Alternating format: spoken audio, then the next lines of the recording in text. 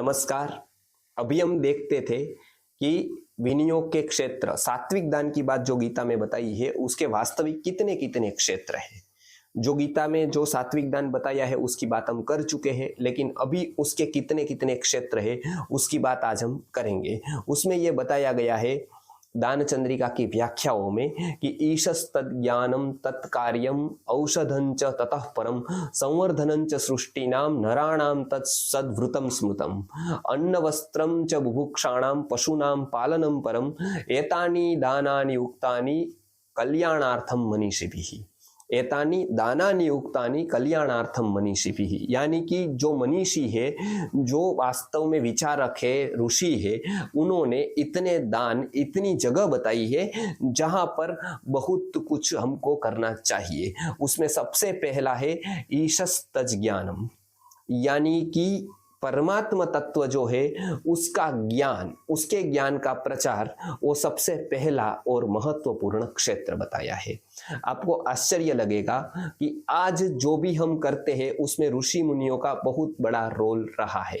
जैसे आप एक इंडस्ट्रियलिस्ट हो या आप एक व्यापारी हो, आप एक आदमी को काम पे रखते हो, उसको 10,000 12,000 देते हो, जो भी सैलरी हो, 5,000 6,000 10,000 12,000 जो भी आप उसकी संभावना करते हो सैलरी देते, तो आपको ये पता है आप तो उतने घंटे काम की उसको सैलरी देते हो, वो बराबर है, लेकिन आप उसकी नैतिकता का, प्रामाणिकता का क्या देते हो?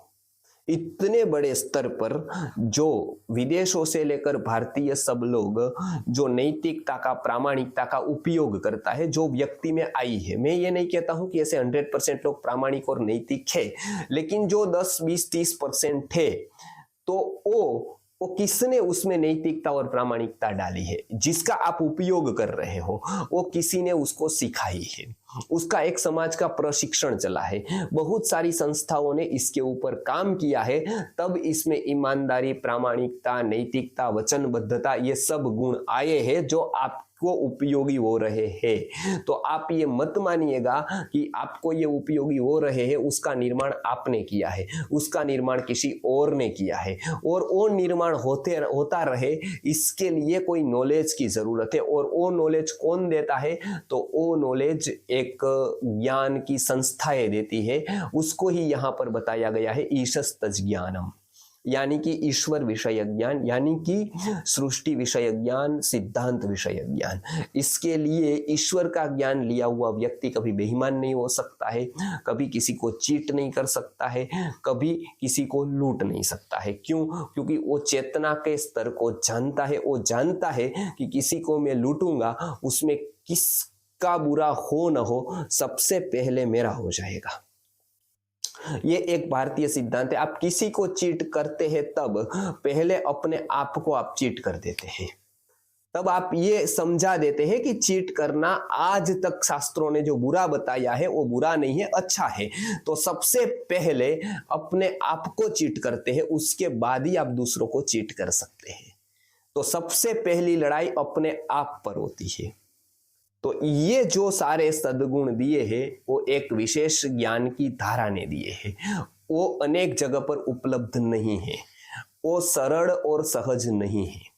उसके लिए किसी ने बहुत सारी मेहनत करके इसको एक जरिए में रखा है जिसको ईश का ज्ञान कहते हैं। स्कूल बनवाना, कॉलेजेस बनवाना, ये सब इसका ज्ञान नहीं है, क्योंकि वहां ईश का कोई विचार ही नहीं है। इसके लिए एक वहां पर उक्ति भी है कि जो विद्या की ओर से जिसने पीठ मोड़ ली हो उसका नाम विद्यापीठ है। मतलब विद्या से जो पीठ मोड़ चुका है, जिसको पीठ कर दी है, इसको नाम विद्यापीठ है। यूनिवर्स का कोई संबंध ही नहीं जहां पर आता है, उसका नाम यूनिवर्सिटी है। लेकिन सही मायने में यूनिवर्सिटी क्या है?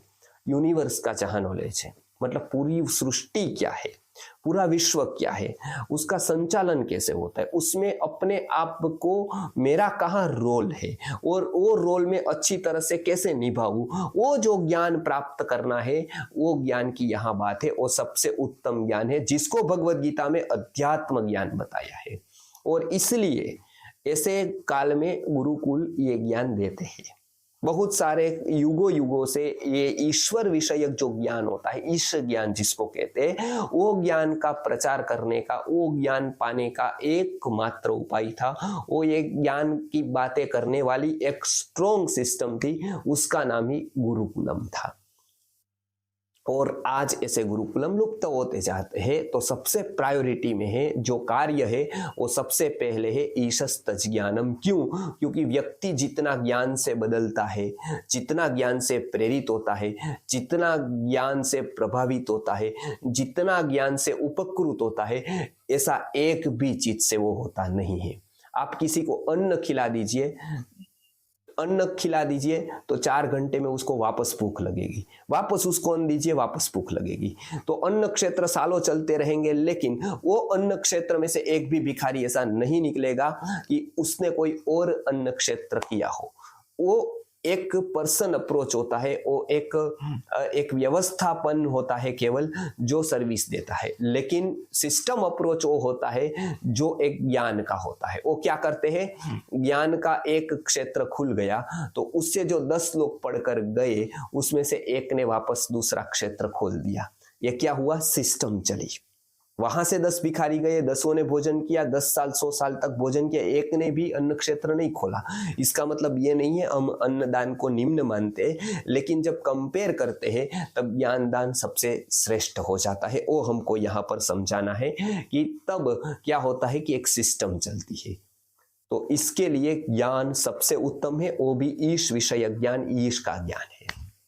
तो इसमें बताया कि ईशस्त ज्ञानम तत्कार्यम, उसका ये कार्य है सभी ज्ञान का। वो जो चलता हो, जहां पर चलता हो, वो उत्तम कार्य है। सबसे पहला जो विनियोग का स्थान है वो यही है। इसके लिए पहले गुरुकुल के बिना कहीं मठ मंदिर देखने को ही नहीं मिलते थे। वहां पर ज्ञान की ही चर्चा होती है, और दुर्भाग्य जैसा है 99% मठों और मंदिरों में कहीं ज्ञान की चर्चा होती ही नहीं है। उसमें एक स्कूल होती है, जो दूसरे पढ़ाते वही पढ़ाते, उसमें ईश विषयक तत्व ज्ञान का कहीं कुछ संबंध नहीं होता है। बस निम्न स्तर की बातें होती है, निम्न स्तर के सब व्यवहार होते हैं, और एक ही लक्ष्य होता है, कैसे भवन बन जाए, कैसे बिल्डिंग बन जाए, कैसे राजनेता आ जाए, और कैसे हमारी ख्याति हो जाए। यहाँ पर ईश ज्ञान का अभाव है, तो ये बहुत जरूरी होता है, ईशस्त ज्ञानम। फिर क्या कहते हैं, तत्कार्यम, ये हमने देख लिया। आगे कहते औषधंच ततः परम, यानी कि चेतना के स्तर के बाद अब आता है शरीर का क्षेत्र। शरीर के क्षेत्र पर उपकार करना, शरीर के स्तर पर उपकार करना, वो भी बहुत महत्वपूर्ण बात है।